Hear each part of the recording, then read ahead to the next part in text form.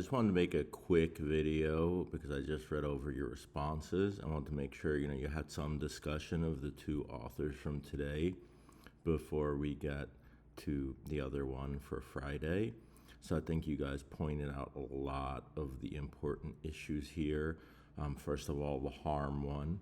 Speech is one thing if it's just out there as speech and expression, but if it involves harm, aiding and abetting harm, creating harm for others, then it might need to be regulated. A lot of you use the new normal phrase for algorithms and AI, which, I tend to be more in agreement with these days. Not that that matters, whether I agree or not. But one of the points you guys almost all made that the authors didn't make, so this is something to hold on for the paper, is a couple of you talked about, I think Tony, I'm doing this for both classes at the same time, so I think Tony, you said something about respect, and that instantly got me because that instantly made me think, like, how do I decide what I say and what I don't say? Now, obviously, I like saying, like, on the line things or boundary crossing things, whatever you want to call it, because I do it in class all the time. It's probably just part of being a teacher and amusing yourself. But I think the respect thing is interesting because I don't usually think for myself personally of an abstract law or rule. The most that I do these days is with political stuff, because I try to make sure I'm saying, like, I'm not saying a point of view or another point of view, because I had a student misunderstand that a few years ago, and I was very confused because I always thought that I tried to be very, like, fair and not coming down on a side about it. And then I also had a student who was mad that I showed a horror movie in a literature class, and she was upset and said that I should have had a trigger warning. I'm not saying I'm anti-trigger warnings, but I hadn't even thought of it, honestly. I was just thought we'd be excited. Everyone would be excited to watch a movie. So you guys actually hit on what I think is the crux of the issue, which is kind of like, and I don't mean this to sound, any way political in either direction, like the way that you were raised and this sense of propriety that you have yourself for what you should do and shouldn't do and should say and shouldn't say. Maybe it was Tony too, but one of you guys said something about, like, I think I know, people know what they're supposed to say and not supposed to say. So, people aren't confused about it. And someone else talked about, doing this on purpose. And a couple of you talked about the context of the situation mattering. If you and a friend joking around and no one hears you, well, you can't really get in trouble for that. That's not public. So we're really talking about public free speech. So I think the thing that's been, like, as they say in military terms, like a force multiplier for this is definitely the internet and technology, because when I was in high school, if I wanted to know what someone believed, they would have had to tell me what they believed. I wouldn't have known any other way. So I think the technological context is there, and I think you guys are all right to point out the ways in which people have an idea of what they can say and they can't say already. It seemed like everyone was okay with limiting hate speech and harmful speech. No one wrote, well, we should just be able to say whatever we want, whenever we want, no matter what. So paper's not necessarily going to be about free speech, but it's important to know where you stand, as you know from writing the first paper, because knowing where you stand will then let you figure out, what's your opinion or the way you were brought up versus what the author says versus something more in the middle, which is like a theory, a thesis that you are coming up with. I also thought that besides the new normal comments, a couple of the algorithm comments that were interesting were the ones that talked about, well, it can't make you, I think Giovanni, you said something like this, like, can't make me do anything. So it can't make you do something, but it can have an effect.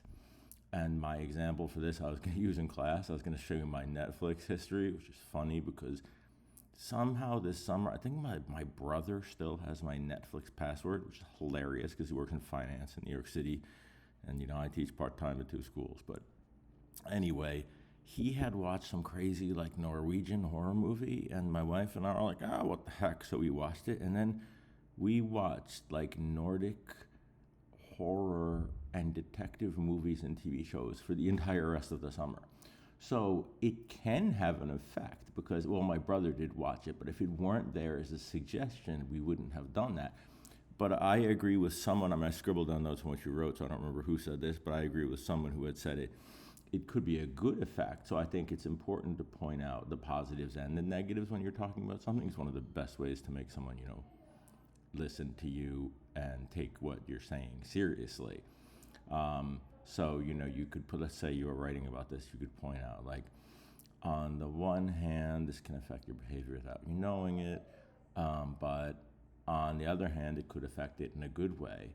So someone else talked about using AI for like setting up studying for tests, and I mean, I agree. I definitely have done a lot of things more efficiently, like teaching, lesson planning, my own reading for teaching, and like keeping track of what I'm doing with AI. The negative effects, I think for me, are that I see there's so much proliferation of platforms, I have to say that slowly, that it's so hard to keep track of things. So if you think about our class, like we have assignments in Google Drive, we have Schoology, we have stuff in Norton, we have stuff everywhere. So for me, I think that the general massive proliferation of different places to do stuff online, different platforms, is actually more harmful than anything. And my example I was going to give you guys in class, and I'm going to shut up and stop the video because I just wanted to kind of comment on your stuff, make sure you knew I was looking at what you were saying, is that, so at Duquesne, they use Canvas, and I don't have time to set anything up. And I just looked at my Canvas stuff today while I was seeing if you guys had done this activity, and I was like, why is this all out of order? My reading journals, they do like all reading journal assignments there because it's the literature class. They're so out of order, and they're like, what happened? Because I was just assuming it was going to order them the way Schoology did, although I'm not a huge fan of Schoology. So then I had to spend like 2 hours today, rearranging all of that. And I was like, this is such a waste of time. I'm not reading anyone's work. I'm not giving them feedback. I'm literally dragging things around so that they'll appear in order to me and to the students. So I think for me, it's that kind of like non-stop new platform, app, whatever creation that makes it more confusing. In terms of what the authors are saying, representing their point of view correctly, the one thing I wanted to add to your guys' discussion of Malik was that I think part of the point is that, it's funny, if I try to copy this, it'll tell me I have a limit of words to copy even though I'm the instructor. Is that free speech can hurt people. It's kind of like the systemic racism argument. I'm not trying to get into any debate either way about that topic or any political topic, but it's kind of like the same kind of argument that, systemic racism is there. It's not someone being racist, it's worked into the system that you can't avoid it. So it's the same kind of argument that free speech, if I have more power, like I'm a white guy in a tie, as my wife always says, so like if I have more power because of that position in society and I can speak more freely and more close to being over the line than other people, am I having a bad effect if I say something that I don't think is offensive at all that might offend like a woman or a person of color or something like that in one of my classes? I mean, hopefully I don't do that. But I think her point is that that's her point about punching downwards. So, like they say, punching downwards, right? If like a boxer has another boxer and you're hitting him on the head, like it's really easy. It's like throwing one over the plate, as I always joke. So I think the idea is that it's kind of, it sounds a little kiddish, but it's like not fair that if the person who has more power does it. So it's like one of the old definitions of racism back in the day. Like when I was in 8th grade, I remember this. This was in the first Real World TV show. One of the characters said to the other, race plus power equals racism. I'm not saying I agree with that, but I'm saying that would be this point of view that if you already have less power in the society and someone has more and they're speaking against you in this way, there's not as much that you can do. So I think that's part of her point. It's almost like there's a sliding scale. It's not an absolute. So that's just making sure you understood that about the Malik reading. And then the AI reading is not as long, are extensive. And, the argument basically is, here I'm trying to get toward the end here, which is usually where it's summarized, which doesn't mean you shouldn't do the reading, but the conclusion is a good place to start. So, in other words, we're robbing people. It's some of the same arguments as Socrates made in Plato's Phaedrus that we were talking about a few weeks ago, that it diminishing creativity and freedom of action because it's making things easier. So this is part of what is often called like the long circuit argument, that it's good to go around the long circuit to get something. So like, let's say, I need to read a book for a class. I'm not gonna have time. I look up a summary on ChatGPT. I read it. Okay, I'm okay in class. But let's say I actually make myself read the book and I don't get much sleep and I really like it and it really helps me think about my life in some new way.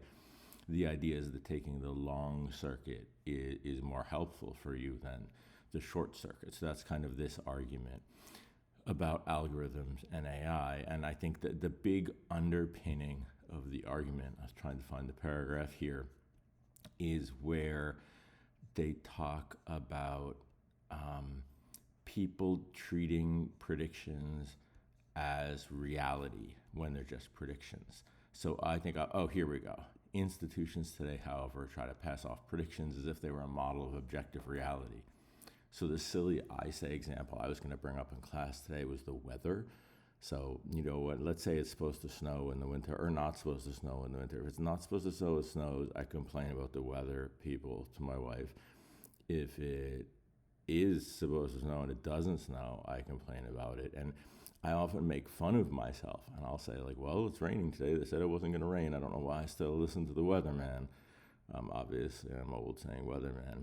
But I think that's like a perfect example, is that I know the weather is a chaotic system. I know it's extremely difficult to predict, but I still assume that if they say it's going to rain, then it's going to rain.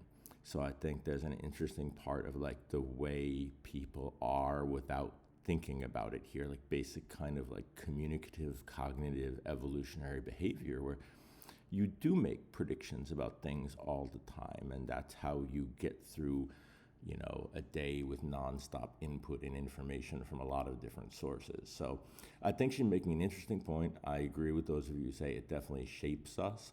But I guess her argument would be more that, well, the shaping us is just as dangerous as something outright, because it's more insidious. Mary Kate, I think you said the thing about it being easier to hide this kind of influence or this kind of prediction. Anyway, so I just wanted to talk about the readings a little bit, make sure you knew like the author's point of view. So for Malik, it's that, free speech can be free, but it could harm the people who aren't as free. And that for Veliz, we're talking about, treating people like things, not like organic, alive human beings, but also that the prediction isn't reality, but the problem is we kind of look at the prediction as reality. Okay, I'll see you guys Friday, and we'll talk about the new reading then.